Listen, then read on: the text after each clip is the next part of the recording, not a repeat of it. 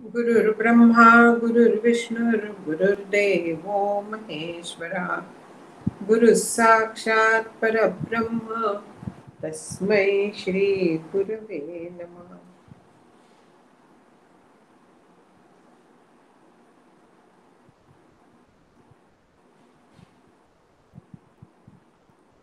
सगळ्यांना नमस्कार करते. गेल्या वेळेस आपण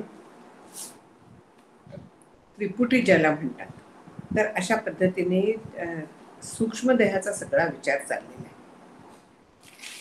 आपण पाहिले ते चित्त म्हणजे अंतःकरण पंचक पाहिलं, वेगवेगळे सूक्ष्म देहाचे घटक पाहिले.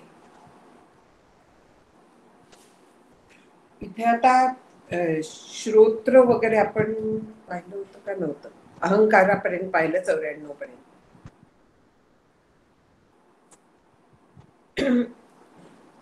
बाकी आता पंच ज्ञानेंद्रियांचा विषय सुरू झालाय.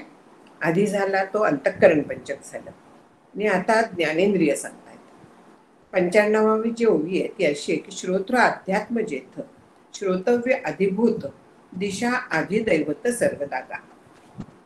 जसं आपण पाहिलं की चित्त अध्यात्म आहे, तर ज्याचं चिंतन करायचं ते अधिभूत आहे.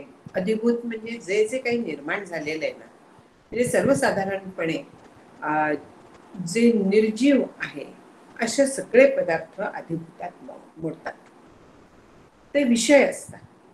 आणखीन तो विषय जो काही विषय आपण, तर तो अधिभूत आहे. आणखी नारायण हे चित्ताचं अधिदैवत आहे. आपण पाहिलं होतं अहंकाराचंही तसंच पाहिलं होतं. अधिदैवत म्हणजे ज्याच्या कृपेच्या शिवाय आपल्याला दिसू शकत नाही. आणखीन विराट देहात नारायण हे चित्तरूप आहे. जे विराट देहातले म्हणजे समष्टी देहातलं जे दैवत किंवा दिशा तिथे श्रोत्र आहे, मग इथे दिशा हे अधिदैवत होऊन जातं. अशा पद्धतीने व्यष्टी आणि समष्टी ह्या दोन्हीचा थोडासा फरक सांगितलेला आहे की समष्टीमध्ये जे ती दिशा किंवा मन चित्त मन म्हणजे चंद्रमा आहे, ते जे असतं तर ते व्यष्टीमध्ये म्हणजे जीवामध्ये ते अधिदैवत म्हणून सांगण्यात येतं. आणि तोच विषय पुढे जर का आपण नेला तर इथे ज्ञानेंद्रिय पंचक सांगतात की श्रोत्र अध्यात्म जेथ श्रोतव्य अधिभूत दिशा अधिदैवत सर्वदागा. श्रोत्र म्हणजे कर्णेंद्रिय. आपण पाहिला कर्णेंद्रियाचा विचार केला की कर्णेंद्रिय म्हणजे जो दिसतो तो कान नाही, तर आतमध्ये जे आहे जी पोकळी आहे, तर तिथे त्याच्यातनं आपण ऐकू शकतो. कानामधली पोकळी जी आहे आणि त्याच्याही आत खरं श्रोत्र आहे, जे त्याचं केंद्र समजलं जातं, जिथे तो सूक्ष्म इंद्रिय राहतं असं म्हणण्यात येतं. आणखीन त्या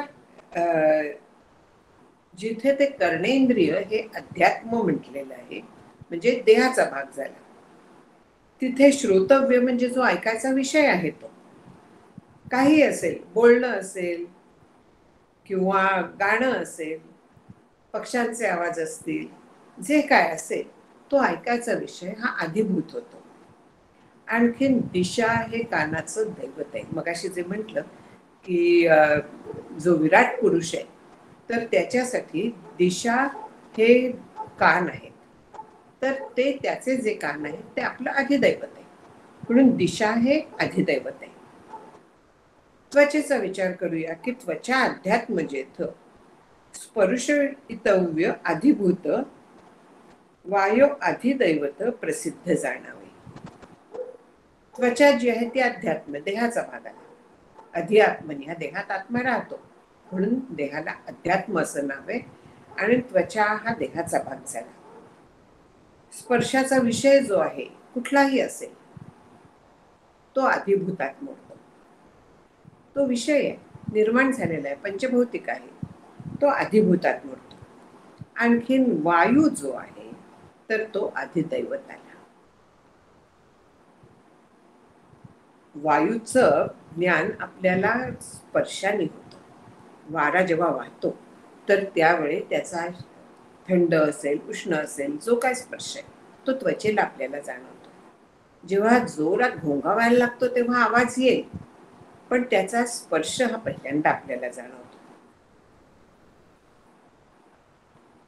चक्षु अध्यात्म जेथ द्रष्टव्य जाण आधिभूत, सूर्यो आधिदैवत विख्यात पै. चक्षु इंद्रिय, ज्याचं बाहेरचं रूप नेत्र आहे म्हणजे डोळा, आणि चक्षु हे इंद्रिय आहे जे आतमध्ये राहतं. आणखीन ह्या चक्षु हा देहाचा भाग झाला, ते अध्यात्म आहे. जे आपण बघतो ते अधिभूत आहे. जे काही आपल्या दृष्टीला दिसतं, अगदी स्वतःचा देह जरी असला तरी देखील तो अधिभूतात मोडतो, तो अचेतनच आहे, तो पंचमहाभौतिकच आहे, हे अगदी लक्षात घ्यायचं. तेव्हा जे काही आपण बघतो तर ते पंचमहाभौतिक आहे, ते अधिभौतिक आहे, अधिभूत याच्यात मोडतं. आणखीन नेत्रांना सूर्य असल्याशिवाय दिसू शकत नाही. तिथला सूर्य हा अधिदैवत आहे. सूर्य हे डोळे आहेत विराट पुरुषाचा, सूर्यचंद्र. तर त्यामुळे सूर्य जो आहे तर तो अधिदैवत आहे. घ्राण इंद्रिय अध्यात्म जेथ घ्रातव्य अधिभूत, अश्विनी दैवो अधिदैवत निश्चयसी. नाक जे आहे, घ्राणेंद्रिय, परत नाकाच्या आतमध्ये घ्राणेंद्रिय, तर ते अध्यात्म झालं. ज्याचा आपण वास घेतो तर ते अधिभूत आहे. आणखीन अश्विनी कुमार जे आहेत ते अधिदैवत आहे. नागपुड्या 2 आहेत ना, तसं डोळे पण 2 आहेत, पण अश्विनी कुमार हे अधिदैवत झाले. आता ही ज्ञानेंद्रिय झाली. कर्मेंद्रियांचं पण सांगतात. या सगळ्याचा फायदा आपल्याला एवढाच होतो की जे काही विषय आहेत तर ते पंचमहाभौतिक आहेत हे लक्षात येतं. आणखी दुसरं म्हणजे कोणाचा तरी अनुग्रह असल्याशिवाय आपलं कुठलंही इंद्रिय काम नाही करू शकत. त्यामुळे मी बघते, माझे डोळे चांगले, पण त्या डोळ्याच्या मागे कोण आहे? त्या दैवताला सुद्धा ताकद द्यायला कोणाच्या सत्तेवरती आहे? ते परब्रह्माच्या सत्तेवरती आहे, हे लक्षात आपल्याला घ्यायला लागतं. आणि ह्या ज्या 3 गोष्टी आहेत, त्रिपुटीतल्या ह्या 3 गोष्टी ज्या आहेत, त्या तिन्ही असल्याशिवाय आपल्याला कुठच्याही गोष्टीचं ज्ञान होत नाही. सगळी बेसिक त्रिपुटी ज्ञाता ज्ञानेंद्रिय ज्ञेय ही आहे की कोणतरी ज्ञाता असल्याशिवाय ज्ञेय पदार्थाचं ज्ञान शक्य नाही. ज्ञेय पदार्थ असल्याशिवाय ज्ञात्याला ज्ञान शक्य नाही. ज्ञाता असेल, ज्ञेय असेल, तरी पण ज्ञान होत नाही. डोळ्याला जर का दिसतच नाहीये, पदार्थ चिक्कार आहेत, पण ज्ञान होणार आहे का? म्हणजे त्रिपुटी जर असली तरच ज्ञान होतं आपल्याला. प्रत्येक बाबतीत हे खरं आहे की एक जरी कुठलंही नसलं तरी आपल्याला ज्ञान होऊ शकत नाही. केवळ ज्ञान असं नाहीये, काही आपण करू शकत नाही. त्रिपुटीच्या शिवाय काहीही गोष्ट घडत नसते. मी ध्यान करते म्हणजे काय झालं? मी कोणाचं तरी ध्यान करते ना, ध्यान करण्याची क्रिया झाली, मी करते, त्रिपुटी आली. त्रिपुटीच्या शिवाय व्यवहार चालत नाही. आणखीन ही त्रिपुटी, त्याच्या मागे कोण आहे? दैवत आहे. दैवताच्या मागे आत्मा आहे, हे लक्षात घेऊन आपण जर का लक्ष ठेवलं ना तर आपोआप आपलं अनुसंधान साधतं. आपोआपच त्या आत्मारामाच्याकडे आपलं लक्ष राहतं. या दृष्टीने त्रिपुटीचा अभ्यास चांगला असतो. इथे आता इंद्रियांचं सांगतात, कर्मेंद्रियांचं, की वाचा अध्यात्म जेथ वक्तव्य अधिभूत, वैश्वानरू अधिदैवत बुजावेगा. वाणी, वाणी जी आहे तर ती तेजतत्वाची सांगितलेली आहे, म्हणून वैश्वानर जे आहे अग्नी ते अधिदैवत आहे. आणखीन बोलायचे शब्द हे अधिभूत झालं, म्हणजे विषय जे आहेत त्यांचे अधिभूत झाले. ते वैश्वानर म्हणजे अग्निवाणीचा दैवत आहे, हे काही योग्यच आहे. कारण वाणी जेवढी जाळते, जेवढा त्रास देते, तेवढा खरा अग्नी सुद्धा देत नसेल. पाणी इंद्रिय अध्यात्म जेथ ग्रहितव्य अधिभूत, इंद्रू अधिदैवत निश्चित पै. पाणी म्हणजे हात. खरं संस्कृतमध्ये पाणी हा ऱ्हस्व जातो. आणखीन मराठीमध्ये पाणी जे आपण पितो तो नी दीर्घ जातो. हे ऱ्हस्व दीर्घ जर का पाळलं ना तर आपल्याला अर्थबोध व्हायला बरं पडतं. म्हणजे असं म्हणतो आपण हल्ली की काय एवढं करायचं आहे, अर्थ कळतोय ना. पण ह्या बारीक सारीक गोष्टींमध्ये अर्थात बदल होतो, एवढं लक्षात घ्यायचं. पाणी इंद्रिय अध्यात्म जेथ, हात जिथे अध्यात्माचा भाग आहे तिथे ग्रहितव्य अधिभूत. ग्रहितव्य म्हणजे घेण्याचा व्यवहार, धरायची वस्तू जी आहे तर ती अधिभूत झाली. ग्रहितव्य केवळ ग्रहण करणं नाही, तर ज्याचं ग्रहण करतो ती गोष्ट ती अधिभूत आहे. ती नक्कीच अगदी पंचमहाभौतिक असल्याशिवाय आपण घेऊ शकत नाही. आणि त्याचा इंद्र हा अधिदैवत आहे. आपण पाहिलं की इंद्र जो आहे तो योद्धा आहे, तो देवांचा राजा आहे, ताकद आहे. म्हणून हाताला ताकदीची गरज असते. इंद्र तिथला अधिदैवत आहे. पाद इंद्रिय अध्यात्म जेथ, गंतव्य अधिभूत, त्रिविक्रम अधिदैवत तयाचे जाणावे. पाय अध्यात्म आहे. चालणं जे आहे, जमिनीवरनं आपण चालतो, चालणं अधिभूत, गंतव्य जिथे जायचं अधिभूत झालं. आणि त्रिविक्रम अधिदैवत.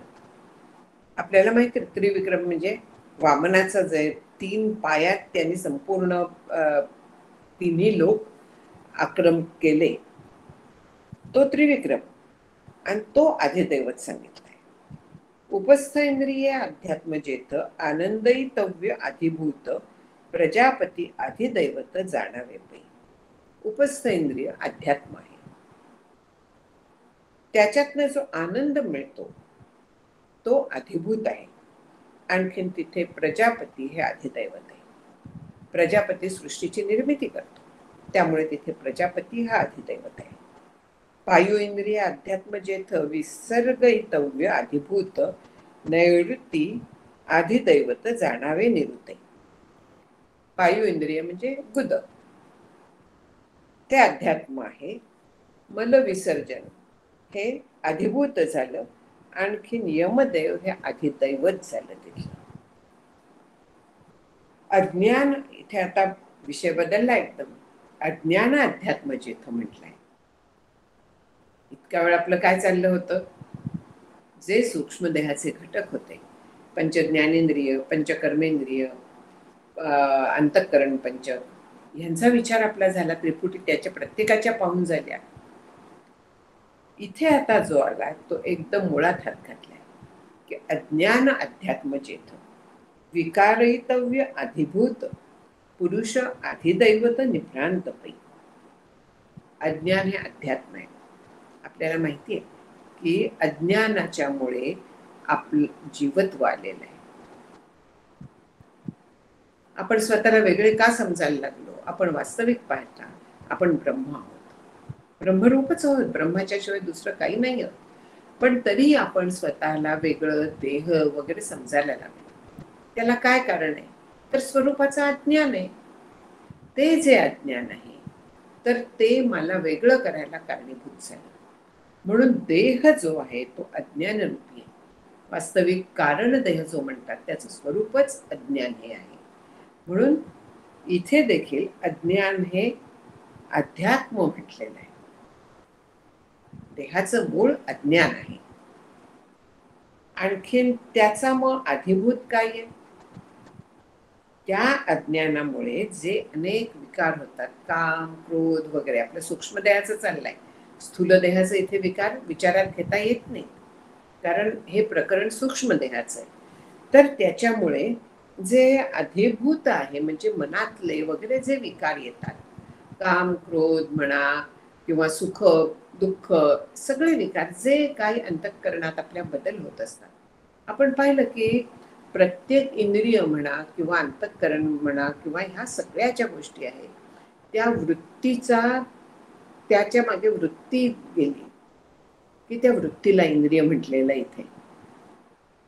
तसंच इथेही आहे की विकार जे आहेत ते वृत्तीमध्येच होतात की नाही. क्रोध रूप वृत्ती निर्माण झाली, म्हणजे वृत्ती हा विकार झाला, अंतःकरणात बदल झाला तिथे. हे विकार हे अधिभूत आहे. आणखीन पुरुष अधिदैवत आहे. पुरुष म्हणजे जो ह्या देहात राहतो, आत्मतत्व, ते अधिदैव आहे. कारण ते जर का नसलं तर हा देह काहीही करू शकणार नाही. ते आतमध्ये तत्व आहे, म्हणून हा देह हालचाल करतो.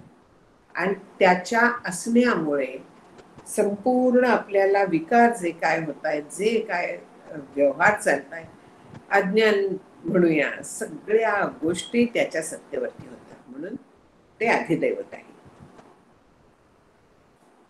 अज्ञान अध्यात्म हा अगदी वेगळा विचार इथे आपल्याला मिळतो. कारण खरा आपला देह अज्ञानरूपीच आहे. आणखीन त्याच्यामुळे जे मला अंतःकरण पंचक निर्माण झालं, त्याच्यात जेव्हा विकार होतात ते अधिभूत म्हटलेलं आहे. कारण ते वेगवेगळ्या वस्तूंच्या मुळे होत असतात. आणि पुरुष अधिदैवत, जडत्वे कारणे प्राणासी, तेवीची विषय पंचकासी, अध्यात्मादिकतेयासी विभागू नाही. आपण जेव्हा घटक पाहिले होते तेव्हा प्राण पंचक आणि विषय पंचक हे पण पाहिले होते. सूक्ष्मदेहाचे जे घटक पाहिले तर त्याच्यात अंतःकरण पंचक, ज्ञानेंद्रिय पंचक, कर्मेंद्रिय पंचक, प्राण पंचक आणि विषय पंचक असे 25 घटक आपण पाहिले होते. तर बाकीच्याचा हा सगळ्या त्रिपुटींचा विचार झाला करून, त्रिपुटी म्हणा किंवा अध्यात्म, अधिभूत, अधिदैव, हा सगळा आपला विचार करून झाला. पण मग प्राणाच्या बाबतीत का नाही, विषय पंचकाच्या बाबतीत का नाही? कारण तिथे अधिदैव नाही. प्राण जे आहे ते केवळ ऊर्जा रूप आहेत, वायुरूप आहेत. तिथे वेगळं ते आपल्या ताब्यात नाही आहेत. पहा, ताब्यात नाही आहेत म्हणजे प्राण चालण्यासाठी वृत्तीचं साह्य लागत नाही. तिथे वृत्ती जात नाही. प्राण आपण आपोआपच श्वासोच्छ्वास चालतो, आपोआप शरीराच्या मध्ये रक्ताभिसरण चालतं. आपला त्याच्यावरती अजिबात ताबा नाहीये. आणि तिथे त्यामुळे त्रिपुटी नाहीये. ते जड आहेत, केवळ अचेतन आहे. तसंच विषय पंचक पण, त्याला स्वतःचं काहीही नाहीये. तर त्याच्यामुळे हे जड असल्यामुळे, म्हणजेच अचेतन असल्यामुळे, तिथे हे जे 3 सांगितले त्यातले काहीही नाही. आणखीन एक वेगळा प्रकार सांगतात ह्या लिंगदेहाच्या बद्दल. लिंग म्हणजे खूण, जीवत्वाची जी आहे तर ती या लिंगदेहामुळे येते. आणि काही एक कौतुक, हे लिंगदेहे पुर्यष्टक, एकाग्र होऊन ऐक निरोप जाईल जे. लिंगदेहाला 8 शहर रूपी लिंगदेह म्हटलंय.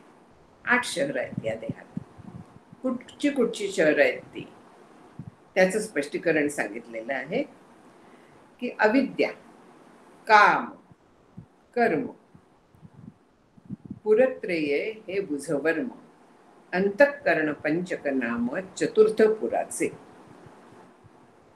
ही जी म्हणजे ही एक कल्पना केलेली आहे शास्त्राने की संपूर्ण देह जो आहे आपला, त्याचा कारभार कसा चालतो, त्याचे जे सगळे व्यापार चालतात, तर ते जणू काही ह्या 8 पुरांच्या मधून चालतात.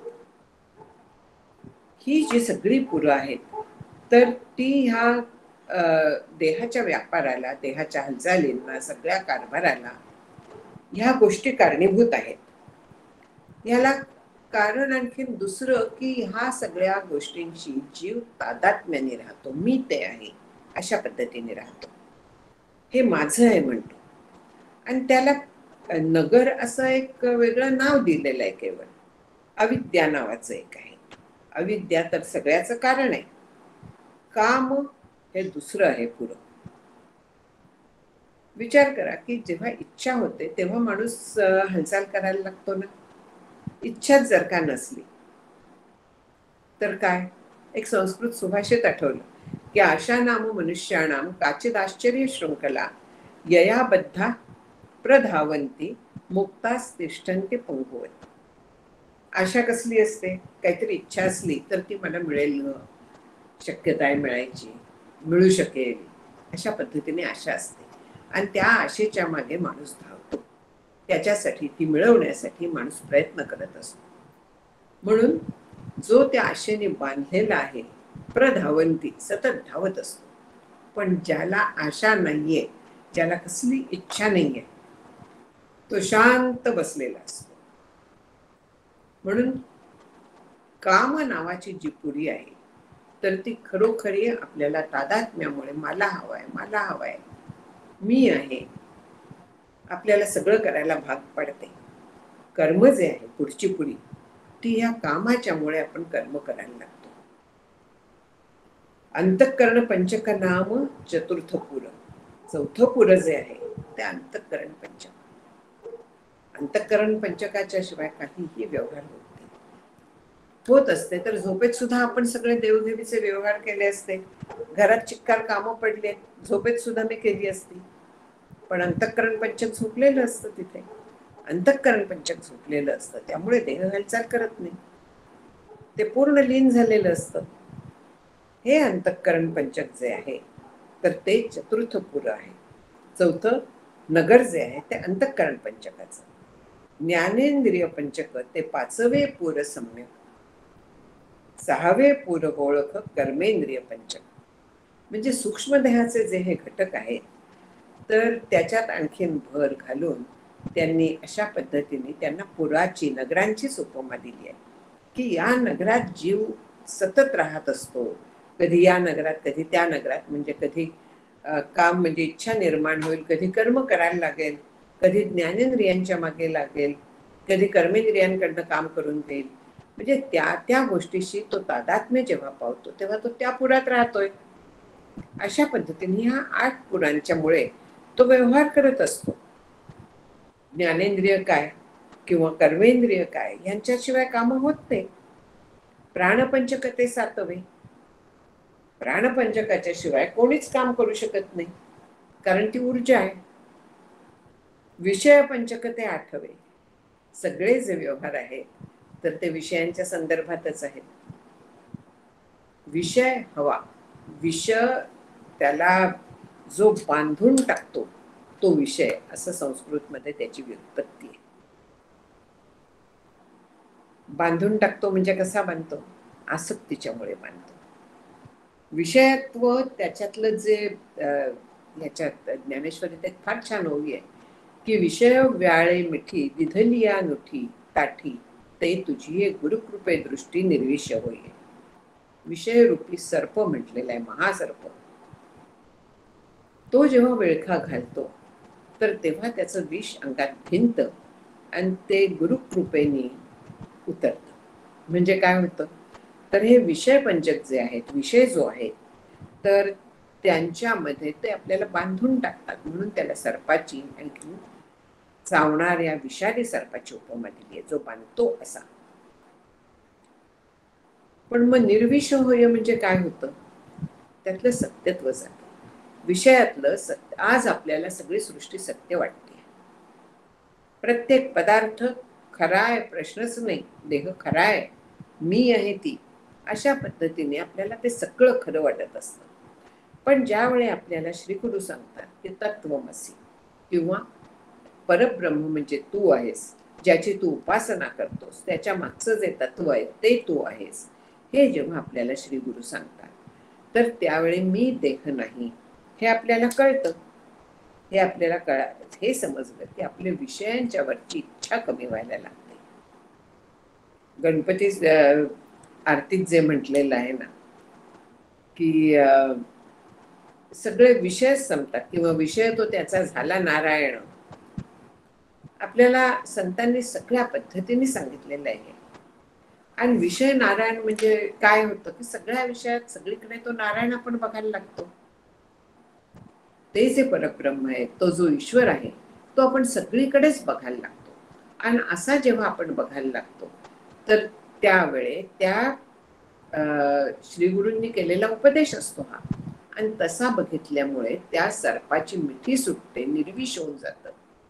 म्हणजे सर्प असून ते, पण मग तो शंकरांच्या सारखा आपण गळ्यात खेळवू शकतो. त्याचं विष आपल्याला बाधत नाही. विष सत्यत्वाचं आहे. जग सत्य आहे, देह सत्य आहे, मी म्हणजे देह आहे, हे ते विष आहे. हे सत्यत्वाचं विष गेलं की तो असे ना का, त्याची मजा बघायची असते. मग आपण जेव्हा प्राणी संग्रहालयात वगैरे जातो, गारुड्याकडचे सर्प बघतो, हे सगळे जे बघतो त्यांनी आपल्याला मजा वाटते की नाही, आनंद मिळतो. तसाच ह्या जगातल्या प्रत्येक गोष्टीपासून आनंद मिळायला लागतो. त्याच्यातनं सत्यत्वाचं विषच निघून जातं आणि मग प्रत्येक गोष्ट हे ईश्वराचं, ब्रह्माचं रूप होते आणि प्रत्येक गोष्ट आनंददायक होते. म्हणून ते विष उतरून जातं गुरुकृपा दृष्टीने, असं ज्ञानदेवाने वर्णन केलंय. म्हणून विषय पंचक ते आठवे, त्याच्यात माणूस अडकतो. हे पुर्यष्टक जाणावे स्वानुभवेची पै.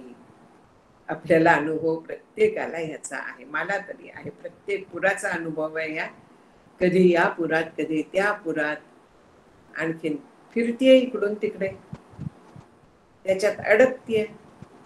हे जे आहे अनुभव, ह्या पुर्यष्टकाचा प्रत्येकाला अनुभव आहे. त्याचे सगळे हे जे उपद्व्याप चाललेले असतात, आपले व्याप असतात, जे काय आपण करतो ते सगळे ह्या मी करतेय याच्यामुळे असतात. आणि तो परिणाम आपण त्या नगरात भटकत राहतो, त्या नगरांना सत्य आपण समजतो. मग ते नगर जे आहे, तर त्याच्यातून बाहेर कसं पडायचं, तो उपाय सांगतायत की द्रष्टे याचे द्रष्टेपण, हेची पुर्यष्टकाचे दहन, झाले या निरसे बंधन आत्मयाचे. म्हणजे द्रष्टे याचे द्रष्टेपण, म्हणजे द्रष्टा कोण आहे, जीव द्रष्टा आहे. बघणारा कोण आहे, जीव आहे, कारण आत्मा काहीही बघत नाही. आणखीन इंद्रिय जी आहे ती अचेतन आहे, त्यांना बघण्याचं सामर्थ्यच नाहीये. जीवाच्यामुळे ती बघत असतात. आणखीन हा जो जीव आहे त्याचं जे द्रष्टेपण आहे, त्या म्हणजे तो जो ज्ञान त्याला जे होत असतं, ते ज्यामुळे ते ज्ञान होत आहे, ज्याच्या सत्तेवरती ते ज्ञान होत आहे, जो ज्ञानरूप आहे, त्या परमात्म्याचं जेव्हा ज्ञान होतं, त्याचा जेव्हा अनुभव येतो, कसा आहे तो परमात्मा म्हणजेच मी आहे, ते ब्रह्म मी आहे. हे श्रीगुरूंच्या उपदेशाने, आणखीन तसा त्यांनी सांगितल्याप्रमाणे अभ्यास केल्याने आपल्याला ते ज्ञान होऊ शकतं. असं जेव्हा ज्ञान होतं, तर त्यालाच पुर्यष्टकाचं दहन म्हणतात. का दहन म्हणतात? जाळली जातात म्हणजे ती नाहीशी होतात का? नाहीशी नाही होत, तर त्याच्याची तादात्म्य संपतं. अंतःकरणाची तादात्म्य, मी करता आहे, मी भोगता आहे, हे सगळं सत्य आहे, हे सगळे तादात्म्य जातात. माझे डोळे किती चांगले आहेत वगैरे, हे सगळ्या ज्या गोष्टी आहेत, या वयात देखील मला दिसत आहे. कॅटरॅक्ट ऑपरेशन झालं हे नाही सांगायचं, मला दिसतंय म्हणून म्हणायचं. पण हे सगळे जे आहेत हे आपले नाहीसे होतात. ह्याला दहन म्हटलंय पुर्यष्टकाचं. ज्ञानाग्नी सर्व कर्माणी भस्मसात कुरुते म्हणून जे गीतेत म्हटलेलं आहे, तर ही शहरं म्हणजे या शहराचं सत्यत्व जातं, या शहरांचं तादात्म्य जातं. अविद्या, काम, कर्म, अविद्या तर नाहीशीच होते ते ज्ञान झाल्यानंतर. इच्छा नाहीशा होतात. तत्र को मोह शोकः एकत्वम अनुपश्यतः, किंवा किमिच्छन कस्य कामाय शरीरम अनुसंज्वरेत म्हणून म्हटलंय की ज्याला असं ज्ञान होतं, तर तो कसली इच्छा करून कोणाच्या सुखासाठी या शरीराच्या मागे धावेल.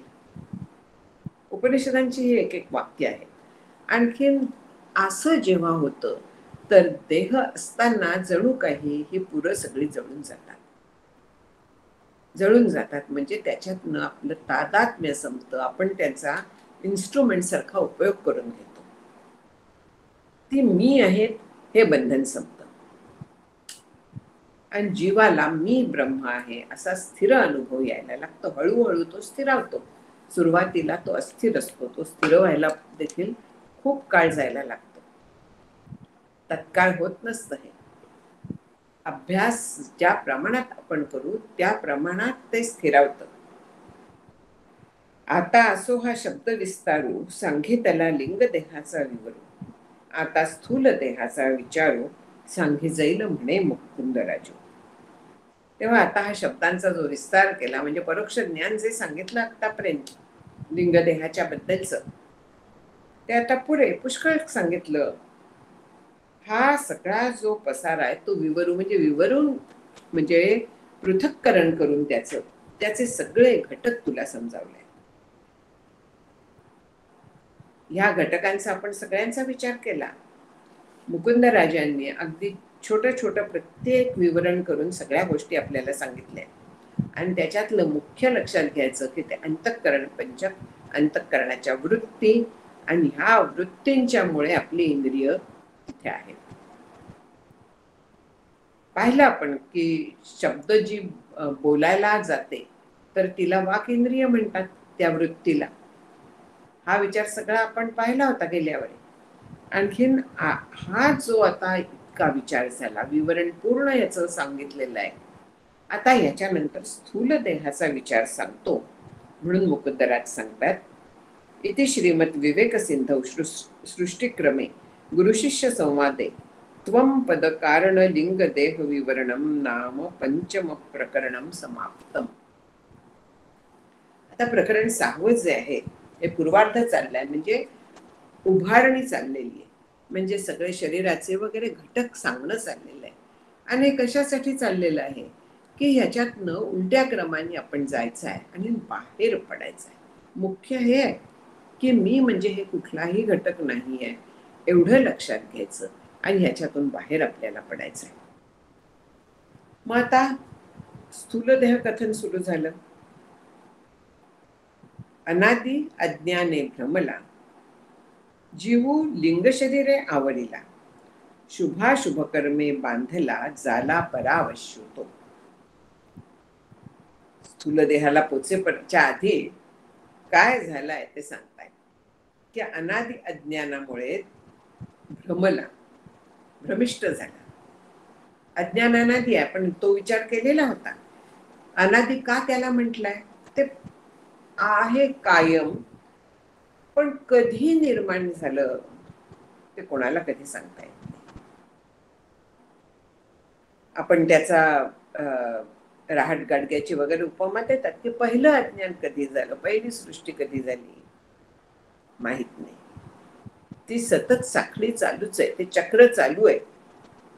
आणि म्हणून ते अनादि असं म्हणण्यात येतं. प्रवाह रूपाने अज्ञान ते अनादि आहे.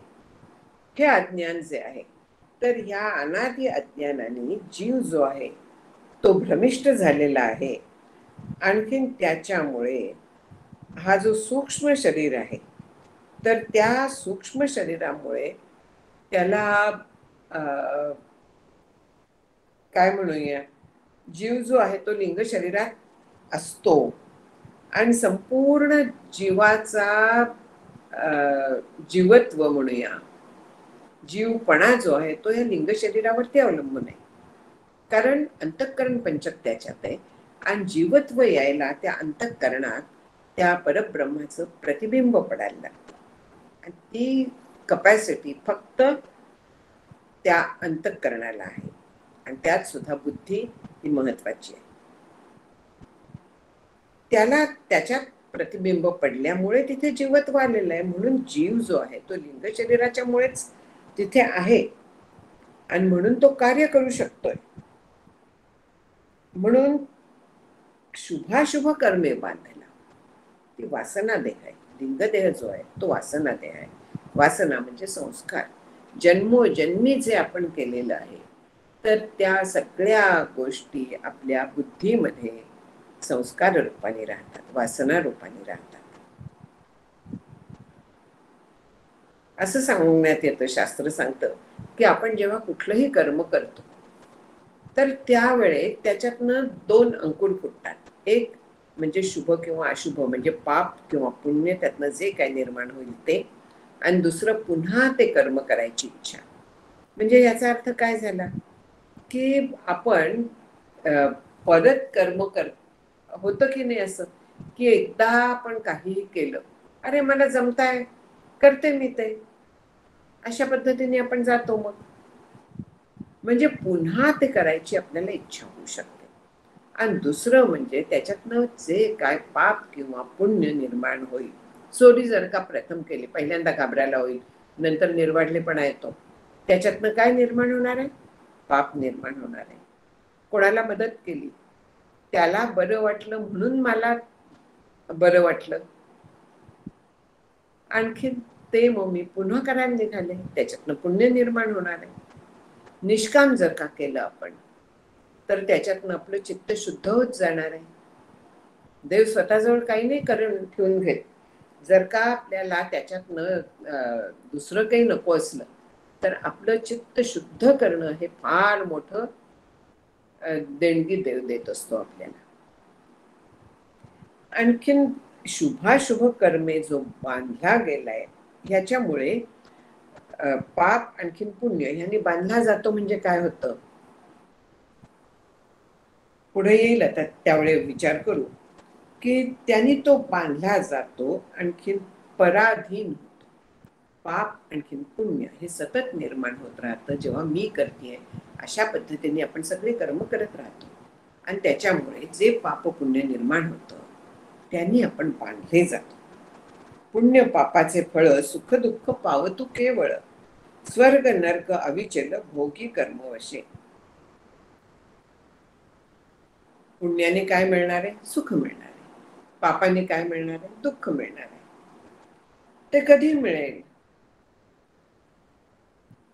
या जन्मात मिळू शकतं, अनेक वेळा याच जन्मात मिळून जातं. पण जर का त्याचं फळ तिथल्या तिथे मिळालं नाही, समजा मी कोणाला फटका दिला, तत्काळ त्यांनी मला फटका दिला, मला तेवढंच रिटर्न गिफ्ट आलं की नाही? मी जे दिलेलं आहे तत्काळ मला परत मिळालं. पण जर का त्या व्यक्तीत तेवढी ताकद नसली, तर काय झालं? ते माझ्या खात्यात जमा झालं, त्याच्या खात्यात जमा झालं, दोघांच्याही खात्यात जमा झालं. त्याच्या खात्यात ते परतफेड करायची म्हणून, आणि माझ्या खात्यात ते मला परतफेड करून घ्यायचे म्हणून, मिळून ते अशा पद्धतीने आपल्या वासना रूपाने म्हणजे संस्कार रूपाने ते आपल्या कॉम्प्युटरमध्ये फीड होत जातं. आणखीन असं जेव्हा होतं, तर त्यामुळे ज्या वेळे कोणी कोणी बघा सुखी दिसतात, त्यांच्याकडे पुण्य जास्त असतं. म्हणजे पाप पुण्य समसमान झाल्यानंतर मिळतं हे बरोबर आहे, पण त्यांच्या गाठीला पुण्य जरा जोरदार असतं आणि पाप बारीक सारीक असतं. त्यामुळे छोट्या छोट्या छोट्या छोट्या त्रासातनं दुखण्यातनं वगैरे त्यांचं पाप संपतं, आणि ते आपल्याला वाटतं की ते सुखी आहेत म्हणून. पण प्रत्येकाच्या वाटणीला तेवढंच सुख आणि तेवढंच दुःख येतं. पण आपण ते स्वीकारायचं की नाही हे आपल्यावरती अवलंबून आहे. एखादी दुःखदायक वाटेल अशी घटना घडली, तरी ती एक घटना आहे, ते प्रारब्धाच्यामुळे होणार आहे. ते मी माझ्यावरती कशाला ओढवून घ्यायचं? नाही ओढवून घ्यायचं, ते तिथल्या तिथे ठेवायचं. तसं सुखाच्या बाबतीत पण आहे, ते तिथल्या तिथे ठेवायचं, आणि मग सुखे संतोषानं यावे, दुःखे विषादानं भजावे, हे होऊ शकतं. स्वतःपर्यंत आणायचं नाहीये. हे देहाला झालेले भोग आहेत, हे देहापर्यंतच ठेवायचे. इंद्रिय गुणाधारे राहताती निज व्यापारे, ते परकर्म बळात्कारे आपादिजू. नाही घ्यायचं आपण ते तिथेच तसंच त्यांच्याच जवळ ठेवायचं. मग कसं मला मिळेल, मी घेतलंच नाही तर? म्हणून पुण्य पाप जे आहे, स्वर्ग नर्क हे जे भोगायला लागतात, ते कर्माच्यामुळे भोगायला लागतात. आणि कुठली कर्म? मी केला या भावनेने जी कर्म केली जातात, अशा कर्मांच्यामुळे स्वर्ग आणि नरक भोगायला लागतात. म्हणजे काय होतं? सुख आणि दुःख भोगायला लागतात. स्वर्ग आणखी नरक ह्याच्याबद्दल ज्ञानेश्वर माऊलीने जे म्हटलेलं आहे, तर ते पापात्मके पापे नरका जायचे आणि पुण्यात्मके पापे स्वर्गा जायचे. पुण्यात्मक पाप म्हणजे कुठलं? आपण विचार केलेला आहे माझ्या आठवणीप्रमाणे, की वरवर दिसायला पुण्य आहे, पण तरी देखील ते संपल्यानंतर माणूस पुन्हा जन्माला येतो, म्हणून ते पुण्यात्मक पाप. पुण्याचं लेबल लावलंय, मी पुण्य आहे म्हणून म्हणताय, पण वास्तविक पाप आहे, कारण ते परत जन्माला घालतं, म्हणून ते पाप आहे. मग जेणे माते पावीचे ते शुद्ध पुण्य. शुद्ध पुण्य जे आहे म्हणजे जे कर्तृत्व भावनेच्या शिवाय ईश्वरार्पण बुद्धीने वगैरे केलेलं असतं, तर त्यांनी आपण ईश्वराच्या जवळ जातो आणि ते शुद्ध पुण्य आहे. स्वर्ग आणखी नरक अविचल भोगी कर्म अवश्य, कर्मानुसार त्याची प्राप्ती होणार आहे. ह्या देहाला कर्माच्या पाप पुण्याचे जे काय भोग आहेत तर ते मिळणारच आहेत, त्याच्यातनं कोणीही कधीही सुटलेलं नाहीये. मग माझ्याच वाटणीला का आलं म्हणून रडत बसायचं नाही. जे काय समोर येईल तर ते स्वीकारायचं, त्याला तोंड द्यायचं. जर का प्रॉब्लेम असले तर त्याच्यातनं उपाय शोधायचे, रडत बसायचं नाही कधी. त्याच्यात प्रत्येक गोष्टीला उपाय असतो. समजा सुखकारक प्रयत्न काही घटना घडल्या, त्याही स्वीकारायच्या तेवढ्याच शांतपणे, कारण ती कर्माची फळ आहे. त्याच्यात माझं कर्तृत्व म्हणजे कुठच्या तरी जन्मी करून ठेवलेलं माझंच आहे ते. त्यामुळे कोणाला कशासाठी दोष द्यायचे किंवा कोणाचे कशासाठी गोडवे गायचे काहीच कारण नाही. एकनाथ महाराज म्हणतात की स्तुती सुद्धा कोणाची करू नये, कारण तिथे द्वैत आहेत, माझ्यापासून तो वेगळा आहे. आणखीन जर का विचार केला तर मीच माझी स्तुती केल्यासारखं, मीच माझी निंदा केल्यासारखं असं होत असतं. म्हणून निंदा स्तुती वगैरे हे द्वैत निर्माण होतं, अजिबात करू नये म्हणून एकनाथ महाराज पण सांगतात. मनुष्य देह पावोनी संते असंते कर्मे आर्जोनी, संसारी पावे नाना यवनी श्वान सुकरादी. मग आता पाप आणि पुण्य समान झाल्यानंतर मनुष्य जन्म मिळतो आपल्याला. त्या शरीरात संत असंत कर्मे अर्जोनी, सत असत म्हणजे चांगली वाईट सगळ्या पद्धतीची तो कर्म करतो. आणखी मग संसारी पावे नाना यवनी श्वानस शुकराधिक, अशी तो कर्म करतो. आणखीन मग ह्या संसारात पुढचा जन्म कुठला येतो. जर का पाप अधिक असलं गाठीला तर कुत्री, मांजरी, डुकर, किडे, वनस्पती, ज्या प्रमाणात आपलं कुकर्म असेल, पाप असेल, त्या प्रमाणात आपल्याला तसे जन्म मिळत जातात. विचार केला तर कुत्र्या मांजऱ्यात देखील काही रस्त्यावरती असतात ते जास्त पापी असतात, काही घरात असतात लाड करून घेत असतात ते जास्त पुण्यवान असतात. तिथे देखील तरतम भाव येतोच थोडासा. पण ह्या सगळ्या योनींच्या जन्माला पराधीन आहेत, त्यांना स्वातंत्र्य नाहीये. अगदी राजेशाही थाटात कुत्री जरी ठेवली तरी देखील मालकाच्या मनात येईल तेव्हा तो त्याला गाडीतनं फिरवेल, मालकाच्या मनात येईल तेव्हा तो त्याला खायला देईल. त्याला स्वतःला स्वातंत्र्य नाहीये, पूर्णपणे पराधीन येते. पुण्य जास्त झालं तर काय होईल. पुण्याचे अधिकपणे आधी स्वर्ग सुख भोगणे, पाप अधिक तरी जाणे निरयासी आधी. मनुष्य जन्मातनं जेव्हा आपण मृत्यू येतो तर त्यावेळेस जर का पाप जास्त असलं तर आधी नरकाला जायला लागतं, पुण्य जास्त असलं स्वर्गाला जायला लागतं. पण शेवटी स्वर्गातनं नरकात जाणारच आहे. पुण्य जसं संपतं तसं त्याला मग येऊ लागती माघारे मनुष्य लोकी, पुन्हा या मर्त्य लोकावरती यायलाच लागतं. आणि मग त्यावेळेस पुण्य संपून जर का पापाचं आधिक्य असलं तर कुठच्या तरी खालच्या योनीत जायला लागतं. मनुष्य जन्म यायला जे समसमान लागतं तर तसं मिळणं फार फार फार कठीण असतं, फार कठीण असतं. म्हणजे एक कथा ऐकली होती मी, कसं कठीण असतं ते. की एक प्रचंड मोठा हॉल आहे, आपल्याला माहिती आहे लग्नाचे हॉल वगैरे असतात, प्रचंड मोठा एक हॉल आहे किंवा गोडाऊन सारखा आहे म्हणा, आणि तिथे पूर्ण अंधार आहे.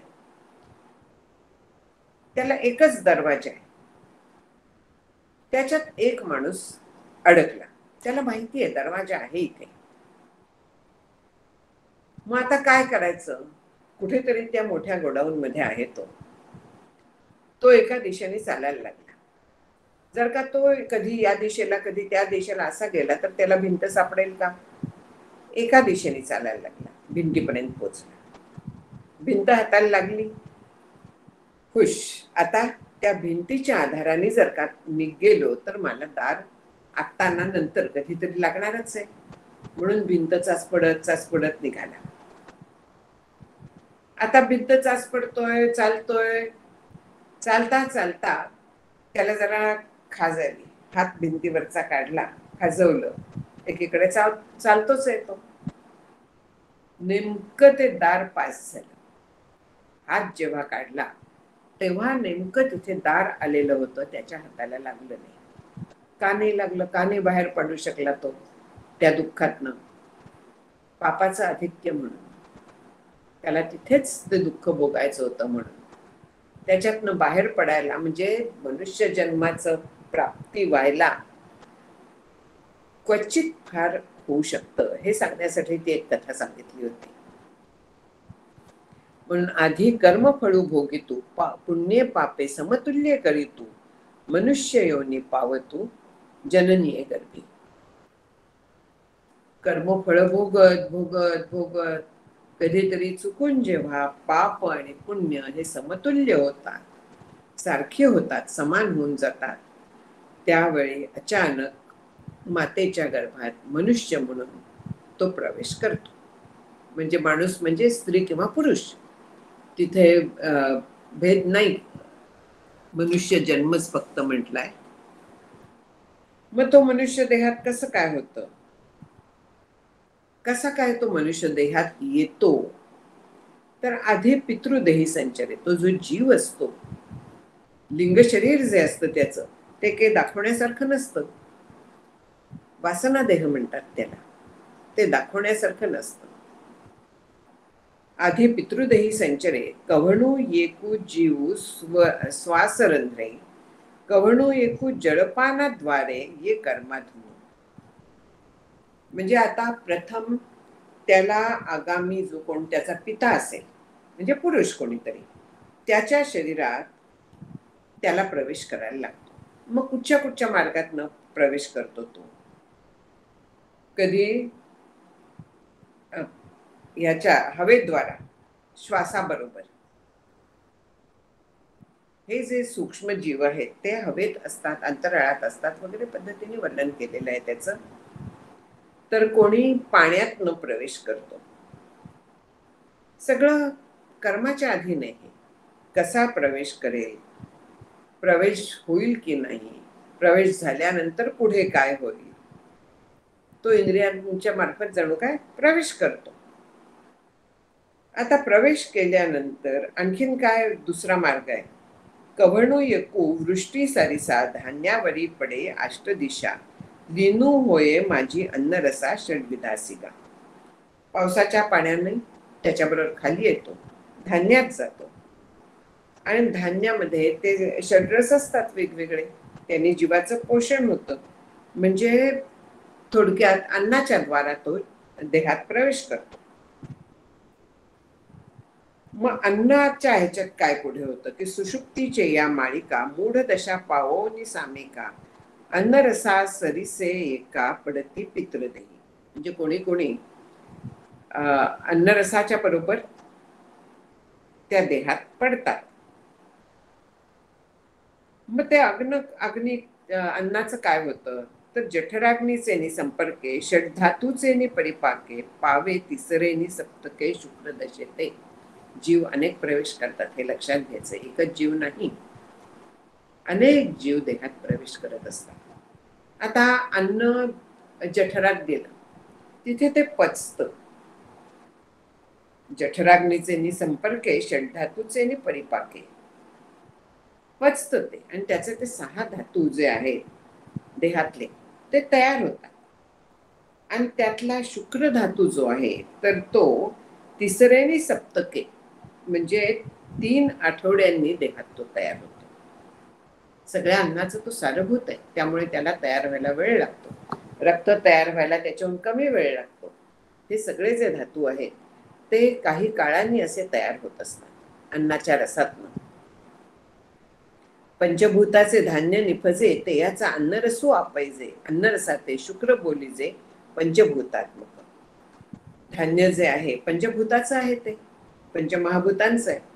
आता ते खाल्ल्यानंतर तो अन्नरस तयार झाला, सो व्यान वायू सगळ्या देहाभर घेऊन जात असतो. आणखीन हे शुक्र जो धातू आहे तो तयार झाला. आता इथे मी थांबते, त्याच्यानंतर पुढे आणखीन सगळं त्याचं वर्णन आहे. म्हणजे कधी स्त्रीचा जन्म येतो, कधी पुरुषाचा जन्म येतो वगैरे सगळं सांगितलेलं आहे. म्हणजे स्थूल देह होण्यासाठी आधी पित्याच्या शरीरात प्रवेश लागतो व्हायला. आणखीन तो एकतर हवेद्वारा, पाण्याद्वारा किंवा अन्नाद्वारा असा त्या शरीरात प्रवेश होतो. अन्नाद्वारा मुख्यत्वे सांगितलेलं आहे उपनिषदातनं पण. आणि तिथे तो पचतो. पचल्यानंतर 3 आठवड्यांनी त्याचं शुक्र धातूत रूपांतर होतं, वीर्यात रूपांतर होतं. सूक्ष्म देहाचं वर्णन झालं, हे आता स्थूलाचं आहे. पुढल्या वेळेस आपण बघूया. आता थांबते इथे. ह्याच्यातलं आधीच्या प्रकरणातलं किंवा ह्याच्यात काही शंका असली तर बघूया.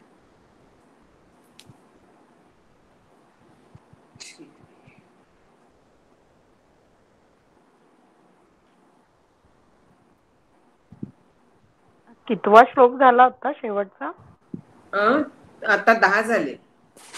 10 ना? हे होतं का?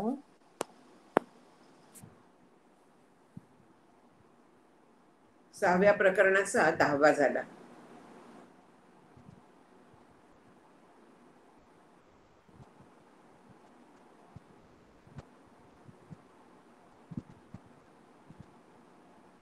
ही केवळ माहिती आहे. आणखी या माहितीचा आपल्याला एवढाच उपयोग आहे की आपलं कर्म जे आहे की शुभाशुभाभ्याम मार्गाभ्याम वहंती वासना सरित पौरुषेण प्रयत्नेन योजनीया शुभेपती म्हणून जे योग वासिष्ठात सांगितलंय त्या पद्धतीने ज्या आपल्या इच्छा वासना त्या आपल्याला शुभ आणि अशुभ मार्गाने घेऊन जात असतात. पण आपलं पौरुष जे आहे, पुरुषार्थ जो आहे आणि आपला जो प्रयत्न आहे त्यांनी आपण त्या शुभ मार्गाकडे न्यायच्या. आणि शुभ मार्गाकडे नेऊन ह्या मनुष्य देहातनं केवळ नाही तर ह्या सगळ्या जन्म मरणाच्या चक्रातनं सुटका करून घ्यायची, मुख्य आनंद रूप होऊन राहायचं. त्यासाठी हे सगळी माहिती जी आहे ती या दृष्टीने दिलेली आहे की मनुष्य जन्म किती दुर्लभ आहे हे त्याच्यातनं सांगितलं आहे. जो मिळालेला आहे त्याचा पूर्णपणे उपयोग करून घ्यावा. आज मिळालेला आहे, परत कधी मिळेल माहित नाही. आज मिळालाय तर त्याचं पुरेपूर ज्याच्यासाठी मिळालाय ते माप पदरात पाडून घ्यायचं आहे.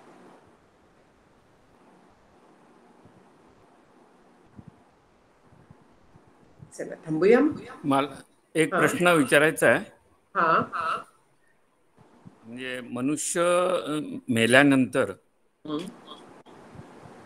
काय काय वर जातं, त्यामध्ये मन असतं का, असं एवढंच विचारायचं. संपूर्ण लिंगदेह त्याच्यात जातो. लिंगदेह निघतो बाहेर. म्हणजे शास्त्र असं सांगतं की उदान वायूवरती आरूढ होऊन, आता आपल्याला प्राण हे लिंगदेह बाहेर पडण्यासाठी स्थूल देहातनं एनर्जी पाहिजे ना, तर ती उदान वायू सप्लाय करतो. म्हणून उदान वायूवरती आरूढ होऊन लिंगदेह म्हणजे जीव, लिंगदेहाचे घटक आपण पाहिले तर जीव तिथे आहेच, तो बाहेर पडतो ह्या स्थूल देह टाकून. लिंगदेहामध्ये काय काय? लिंगदेहात आपण पाहिलं तर प्राणपंचक, कर्मेंद्रिय पंचक, ज्ञान पंचक, अंतःकरण पंचक हे जे सगळी आहेत हे लिंगदेहाचे घटक आहेत. त्यांचं गाठोडं बाहेर पडतं.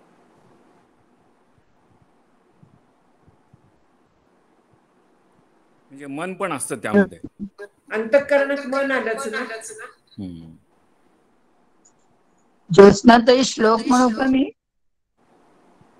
हो म्हण मी त्याला रचली म्हणेल. वासना देह म्हणतात. त्यामुळे लिंग देहालाच वासना देह असं दुसरं नाव.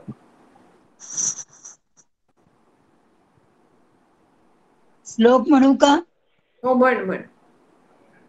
व्हावी पूर्ण कृपा गुरो मध्वरी प्रार्थित भावे तुला. वारी सर्व अरिष्ट नेऊन दया संभोग दाटला. अज्ञानांध जनास मुक्त करुणी शांती परी बैसवी. विनती हीच सेन मागुती तुझे भक्ती तुझी ही हवी. सद्गुरुनाथ महाराज जय. हरी. जय श्रीराम. जय श्रीराम.